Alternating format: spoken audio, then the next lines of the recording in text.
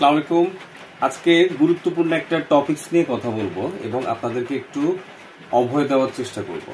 টপিকসটা হলো, আমরা অনেকেই জানি এখন মার্কেটে আলোচনা হচ্ছে, ব্যাংকিং ইন্ডাস্ট্রিতে আলোচনা হচ্ছে, ক্লায়েন্টদের মধ্যে আলোচনা হচ্ছে, অনেকে আমাকে মেইল করে বা সরাসরি ফোন করে জানতে চায়, ব্যাংকে এসেও জানতে চায় এই ব্যাংক বন্ধ হয়ে যাচ্ছে, ওই ব্যাংক বন্ধ হয়ে যাচ্ছে, টাকা দিতে পারছে না, আমরা কি করব, কোথায় যাবো। মানে এমন একজনকে আমি পেয়েছি যে কেঁদে দিয়েছিল, হজে যেতে পারছে না, টাকা তুলতে পারছে না। ভাই মানে এই প্রবলেমটা সাময়িক। বেশ কয়েকটা ব্যাংক একটু খারাপ হওয়ার কারণে, লোন ইস্যুতে বা বিভিন্ন কারণে খারাপ হওয়ার কারণে ওদের এনপিএল বেড়ে যাওয়ার কারণে ওরা রিপেমেন্ট করতে পারছে না, বাংলাদেশ ব্যাংকে প্রপারলি এসএলআর মেনটেন করতে পারছে না।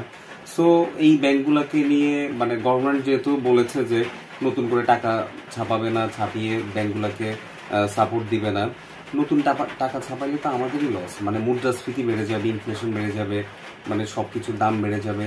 সো গভর্নমেন্টের ডিসিশনটাও ঠিক আছে। তো আপনার বেশ কিছু ব্যাংকে, প্রায় 10-12টা ব্যাংকে প্রবলেম ছিল। এখন শুনছি 20টার মতো ব্যাংক মার্জ হবে বা অ্যাকুইজিশন হবে। মার্জ হওয়া মানে কি, কয়েকটা ব্যাংক মিলে একসাথে একটা ব্যাংক হওয়া। অ্যাকুইজিশন হলো অন্য একটা ব্যাংক আরেকটা ব্যাংকে অ্যাকুইজিশন করবে বা কিনে নিবে আর কি। তো কয়েকটা ব্যাংক যখন একসাথে মার্জ হবে, as per policy of Bangladesh bank, merge হওয়ার পরে ওই ব্যাংকের যতগুলো খারাপ লোন আছে, যতগুলো লাইবিলিটি আছে, লাইবিলিটি মানে আপনারা ব্যাংকে টাকা রেখেছেন, এগুলাই ব্যাংকের লাইবিলিটি। আর অ্যাসেট হলো ব্যাংক যে মানুষকে লেন্ড করে বা লোন দেয়, এই জিনিসগুলো হলো ব্যাংকের অ্যাসেট।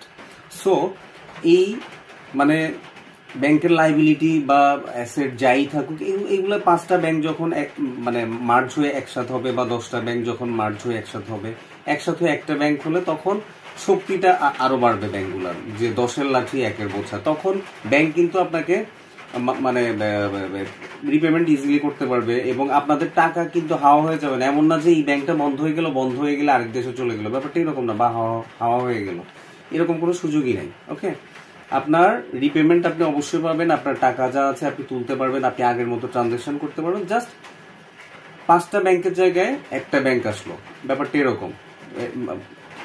এরকম হয়ে আপনার ব্যাংকিং ইন্ডাস্ট্রিটা আরো এক্সপান্ড করলো, আরো ভালো হলো আপনার জন্য। আপনি রিপেমেন্ট নিয়ে কোনো টেনশন নাই।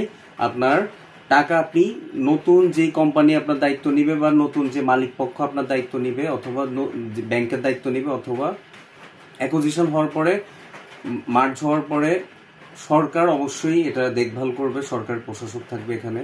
সো এটা নিয়ে কোনো অডিট হবেন না।